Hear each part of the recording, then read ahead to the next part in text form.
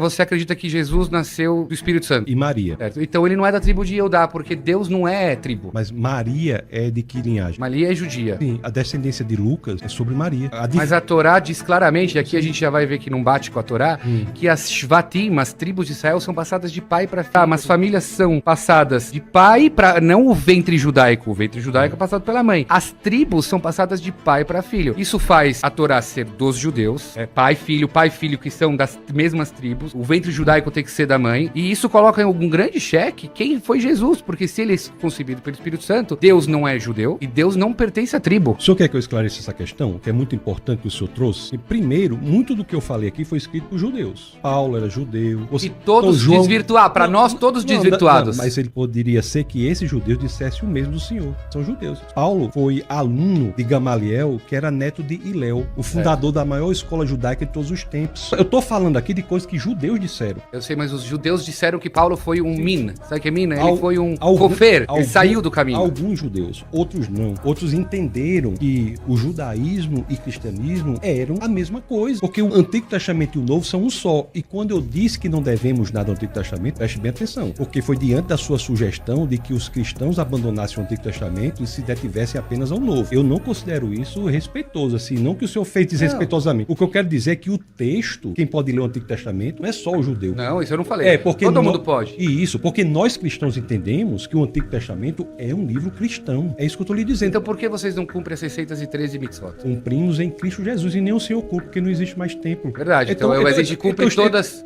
que dá. Então estamos no mesmo ponto. Nem eu cumpro. Agora, eu cumpro em Cristo Jesus e o judeu não tem como cumprir. Porque em Cristo, a lei é como Moisés. Aponta a promessa, mas não é capaz de entregá-la. Josué é como Jesus. Entrega a promessa. Em Jesus, a promessa foi entregue. As leis, elas são resumidas. As 613 leis são resumidas para 10, que apresentam Deus. O processo de santificação é a busca da lei. Quando a lei diz assim, não mentirás, é porque Deus é a verdade. Quando diz não adulterarás, porque Deus é fiel. Quando diz não roubarás, porque Deus é confiável. Nós cumprimos. E Jesus, no Evangelho de Mateus, ele reduz ainda mais. Quando questionado qual é o maior dos mandamentos, ele diz amar a Deus com toda a sua alma, seu coração e o seu entendimento. É errado da perspectiva do Antigo Testamento, mas o Deus encarnado tem autoridade para fazer isso. Então, dizer que Jesus não pode fazer, é colocar a consequência, a conclusão nas premissas. Não se pode dizer que Jesus não pode dizer isso, porque ele é o Deus encarnado.